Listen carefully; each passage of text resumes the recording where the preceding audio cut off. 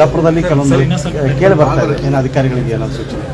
ಮುಖ್ಯಮಂತ್ರಿಗಳು ಒಂದು ಸ್ಪಷ್ಟ ಸೂಚನೆಯನ್ನು ಕೊಟ್ಟಿದ್ದಾರೆ. ನಿನ್ನೆ ಕ್ಯಾಬಿನೆಟ್ನಲ್ಲಿ ಎಚ್ ಕೆ ಪಾಟೀಲ್ರಿಗೆ, ಕಾನೂನು ಸಚಿವರಿಗೆ, ಗೃಹ ಸಚಿವರು ಪರಮೇಶ್ವರ್ ಅವರಿಗೆ, ಕಂದಾಯ ಸಚಿವರು ಆದಂಥ ಕೃಷ್ಣ ಬೈರೇಗೌಡ ಅವರಿಗೆ ಸ್ಪಷ್ಟವಾದಂಥ ಸೂಚನೆ ಕೊಡ್ತಾ, ಇದನ್ನು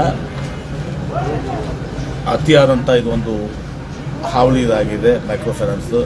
ಇದನ್ನು ಅತ್ಯಂತ ಕಠಿಣ ಕ್ರಮಗಳನ್ನು ತಗೊಳ್ಳೋದಲ್ಲದೆ ಇದಕ್ಕೆ ಒಂದು ಭಾಳ ಬಲಿಷ್ಠವಾದಂಥ ಕಾನೂನನ್ನು ತರುವಂಥದ್ದನ್ನು ಮುಖ್ಯಮಂತ್ರಿಗಳು ಭಾಳ ಗಂಭೀರವಾಗಿ ಇವತ್ತು ದಿವಸ ತಿಳಿಸಿದ್ದಾರೆ. ನಮ್ಮ ಸಮಕ್ಷ ಎಲ್ಲ ಕ್ಯಾಬಿನೆಟ್ ಸದಸ್ಯರು ತಿಳಿಸಿದ್ದಾರೆ. ಆ ಪ್ರಕಾರವಾಗಿ ನಮ್ಮ ಸರ್ಕಾರ ಭಾಳ ಕಠಿಣವಾದಂಥ ಕ್ರಮಗಳನ್ನು ತೆಗೆದುಕೊಳ್ತೀವಿ, ಕಠಿಣವಾದಂಥ ಕಾನೂನನ್ನು ತರ್ತೀವಿ ಮೈಕ್ರೋ ಫೈನಾನ್ಸ್ಗಳನ್ನ ನಿಯಂತ್ರಣ ಮಾಡಲಿಕ್ಕೆ.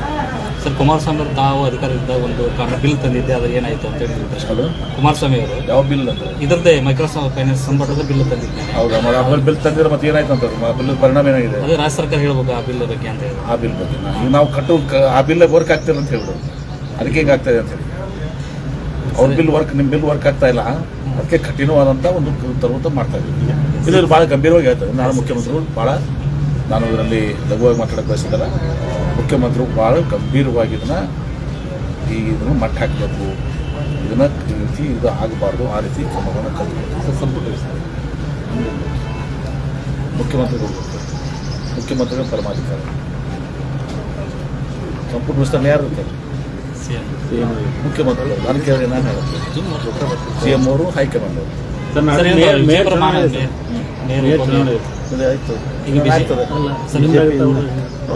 ಗೊತ್ತಾಗ್ತದೆ ಸರ್. ಬಿಜೆಪಿಯವರಿಗೆ MLCಗಳನ್ನ ಕೆಲವೊಂದು ನಿರ್ಧಾರನಾಗಿ ಮಾಡಿ ಸಂಖ್ಯಾಬಲ ಕಾಂಗ್ರೆಸ್ ನಡೀತಿರ್ತದೆ. ಇವೆಲ್ಲನೂ ಕೂಡ ಇದರಲ್ಲಿ ಅದಕ್ಕೆ ನಾವೇ ಚುನಾವಣೆ ಆಗ್ತದೆ. ಈಗ ಬಿಜೆಪಿ ಆರೋಪ ಮಾಡ್ತಾ ಇದ್ದಾರೆ, ಲೋಕಾಯುಕ್ತ ಕುಣಿಕೆಯನ್ನು ಪಾರಾಗಿರ್ಬೋದು ಮೂಢ ಹಗರಣ. CM ಅವರು CBI ಇದೆ ಮುಂದೆ ನೋಡ್ಕೋತೀವಿ. CBI ನೀವು ಮನೆದತ್ತ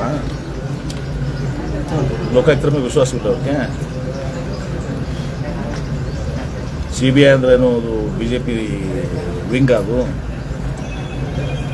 ಲೋಕಾಯುಕ್ತರಿಂದ ತನಿಖೆ ಆಗಿದ್ದು ನಾವು ಇದು ಮಾಡ್ತೀವಿ, CBIದಿಂದ ಇದು ಮಾಡ್ತೀವಿ ಅಂತಂದರೆ ಲೋಕಾಯುಕ್ತರು ಒಮ್ಮೆ ನಿರ್ಣಯ ಕೊಟ್ಟಾದಮೇಲೆ ಆ CBI ಕೇಸ್ನು ಕೂಡ ಏನು ಅನ್ನೋದು ಗೊತ್ತಾಗ್ತದೆ, ನಮಗೆ ಅರ್ಥ ಆಗ್ತದೆ. ಸರ್, ಜಿಲ್ಲೆಯಲ್ಲಿ ದರೋಡೆ ಪ್ರಕರಣ ಡೈಲಿ ಜಾಸ್ತಿ ಅದನ್ನು ನಮ್ಮ ಜಿಲ್ಲೆ ಅಷ್ಟೇ ಅಲ್ಲ, ಇಡೀ ರಾಜ್ಯದಲ್ಲಿ ಒಂದು ಇನ್ಸಿಡೆಂಟ್ಸ್ ಆಗಿದ್ದಾವೆ. ಅದನ್ನು ಕೂಡ ಭಾಳ ಕಠಿಣವಾದಂಥ ಕ್ರಮ ಕೊಡ್ತಾರೆ. ನಮ್ಮಲ್ಲಿ ಕೂಡ SP ಅವರು ಭಾಳ ಒಂದು ಇದರಿಂದ ಕೆಲಸ ಮಾಡ್ತಾ ಇದ್ದಾರೆ.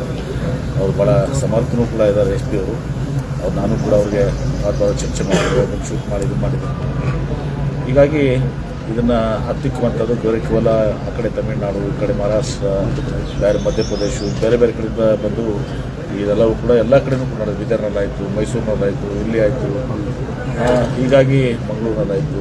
ಎಲ್ಲವನ್ನು ಕೂಡ ಗೃಹ ಇಲಾಖೆ ಭಾಳ ಮುಖ್ಯಮಂತ್ರಿಗಳು ನಿರ್ದೇಶನ ಕೊಟ್ಟಿದ್ದಾರೆ.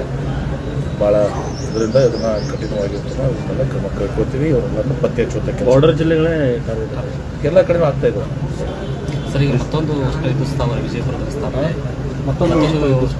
ಮಣೂರಿನಲ್ಲಿ ವಿದ್ಯುತ್ ಅಣು ವಿದ್ಯುತ್ ಸ್ಥಾವರ ಅಂತ ಹೇಳ್ಬೋದು. ನನಗೆ ಸ್ವಲ್ಪ ಮಾಹಿತಿ ಇಲ್ಲ, ಭಾಳ ದಿವಸ ಕೇಳ್ಕೊಂತ ಇದ್ದೀನಿ. ಅದ್ರ ಬಗ್ಗೆ ನಾನು ಮಾತನಾಡ್ತೀನಿ.